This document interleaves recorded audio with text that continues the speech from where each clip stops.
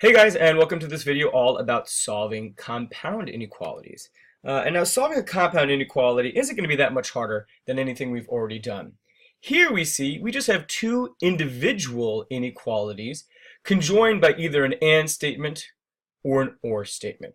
And the first thing we're going to do is we're actually just going to take care of finding the solution sets to each of these inequalities individually, which is going to take a few steps, but it's something we already know how to do. And if you'd like, you're welcome to pause the video and find the solution sets to each of these on your own first.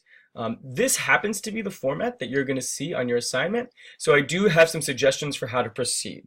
So the first thing I'm going to do, and I'll do this first inequality all in red, is I am going to copy it down below. Because there's no space in here to do the work, we have to do it all below our number line. So let's see, 3 minus 5b is greater than or equal to 8. I think I'll subtract 3 from both sides, yielding negative 5b is greater than or equal to 5. I'm going to multiply both sides of the inequality by negative 1/5. I know when I multiply both sides by a negative number, this inequality is going to switch directions. So our first solution set would be b is less than or equal to negative 1. Okay, we handled that on its own. Let's go ahead and find the solution set to this individual inequality on its own. So negative 4 minus 7b is less than or equal to 66. I'll add 4 to both sides. Negative 7b is less than or equal to 70. I'll multiply both sides by negative 1/7. And we end up with b is, don't forget to switch the direction, greater than or equal to negative 10. So what we've done is use skills we already have to find the solution sets to each of these inequalities individually. Now, what I like to do here is we really only have one number line with which to work. I want to put just our final, formal, clean graph on this number line. And maybe you already know what the solution set is going to be because of your knowledge of compound inequalities. But for me, I kind of need to draw another number line for kind of scratch work down here. So that's exactly what I'm going to do. I'm just going to draw a little rough sketch of a number line, nothing crazy.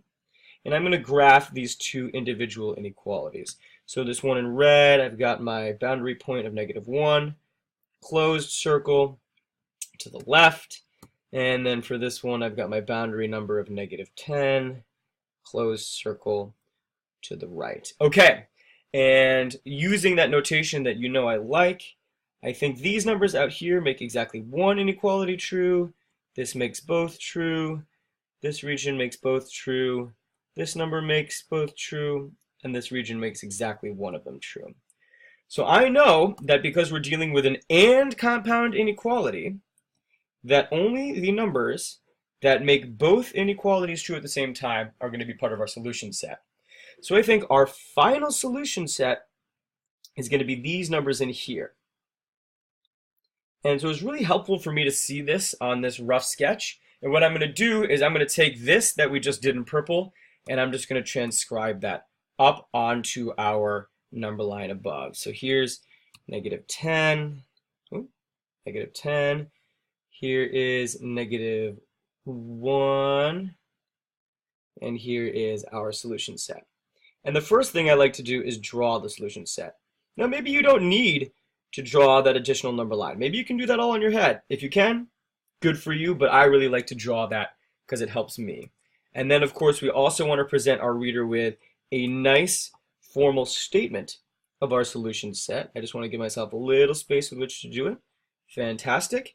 And I think our statement in this case would be negative 10 is less than or equal to b, which is less than or equal to negative 1. So that's just the general gist of how to solve a compound inequality, right? The only difference was instead of starting with nice ready-made packages like this, we actually had to do a little bit of work to take these individual inequalities and simplify them down to that. Okay, we're going to do two more together. So moving on to number 2. No big difference here. I mean, these inequalities are a little bit more challenging, but nothing crazy, and they're separated by an or statement in this case. So let's go ahead and, again, deal with them individually. I'm going to copy this down below, and we're going to take some time to actually find the solution sets to each of these individually. Now, I'm sure you might be able to do this on your own. You're welcome to. You are welcome to pause the video and do that. Otherwise, you're going to have to give me a moment in order to find our individual solution sets. So here's our first one. 4 is less than k, strictly less than. In this case, let's see, 7 minus 4k is greater than or equal to 9k minus 6. I'll go ahead and I'll add 4k to both sides. Let's see, 7 is greater than or equal to 13k minus 6. Add 6 to both sides. 13 is less than or equal to, greater than or equal to 13k. That means 1 is greater than or equal to k. Again, maybe you already know exactly what our solution set is going to be just because you can visualize these two on a number line and you know how they interact because this is an OR compound inequality. For me, I got to draw it out. So please forgive me. I'm going to draw this. Sometimes I just visualize this in my mind, but here we go. All right, so our first inequality is this one. So we're going to have 4 as our boundary number. An open circle with the arrow going to the right because k is greater than 4. 4 is less than k. All right, our next number, boundary number is 1. Closed circle, arrow going to the left. I'm going to do my region thing. These numbers make exactly one inequality true. This makes exactly one inequality true. This region makes neither of them true. This number makes neither of them true. And these numbers make exactly one true. Meaning our solution set, because this is an OR compound inequality, all you need to do is make more than 0 of them true. So any of these regions will work. So it looks like our solution set will be all these numbers out here, including an arrow, and then all these numbers not including 4, all the way to the right. Okay, I needed to look at that on its own before I was ready to go ahead and graph this over here. So let's see, all the numbers less than or equal to positive 1. So here are all these numbers out here. And don't forget that when we're shading and it goes on forever, we're going to want to go ahead and put a little arrow there. It just helps our reader kind of see what's going on. And then open circle on 4. All the numbers to the right. And as you already suspected, we know the statement of our solution set. You can say either one is fine. I usually like to write my statements of solution sets with whatever number is on the left being the number that's to the left on the number line.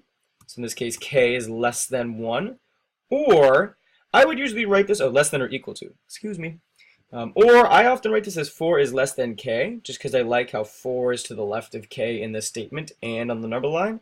But if you want, you're also welcome to write that as k is greater than 4. So just 2 examples that we've done so far, and just one additional example that I just want to show you 2 ways to handle it. Okay, so in our third example, we are given our original compound inequality in this kind of long, elongated form.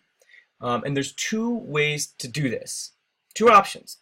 Option number 1 is to recognize that this is an AND compound inequality in disguise. What this really means is that negative 8m plus 8, it's greater than or equal to 16, and it's also less than 40. So what I'm going to do here is, hopefully this color coordination is going to help. Here's one inequality that's implied by this greater inequality. So I'd say 16 is less than or equal to negative 8m plus 8. That is one of our individual inequalities that we can get from this. The other one involves taking that negative 8m plus 8 and setting it less than 40.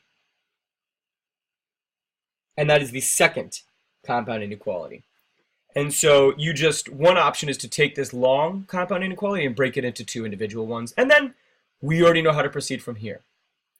Option number 2, if this is more appealing to you, is you can take this longer compound inequality and you can kind of, how do you say, can you imagine that for each of these 2 right here, In each of these, you're going to do the same steps. You're going to subtract 8 from both sides of the inequalities. Then you're going to multiply by negative 1/8. Right? You're going to do the exact same steps to both sides here and to both sides here. So you can kind of combine those and do it all at once, if you will. I'll show you what that looks like. So for instance, you can subtract 8. I don't want to say from all 3 sides. It's kind of weird. But you're really just doing in one fell swoop what you would have done twice over here. So this would yield then, let's see, 8 is less than or equal to negative 8m, which is strictly less than 32. I think maybe doing division is going to be easier to see here. So I'm going to divide by negative 8, divide by negative 8, divide by negative 8. I know my inequalities are going to switch directions. So greater than or equal to, greater than, there's m. So negative 1 and negative 4.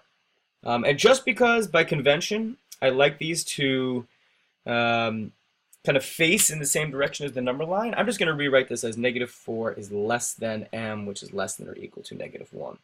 And so that is our final statement of our solution set.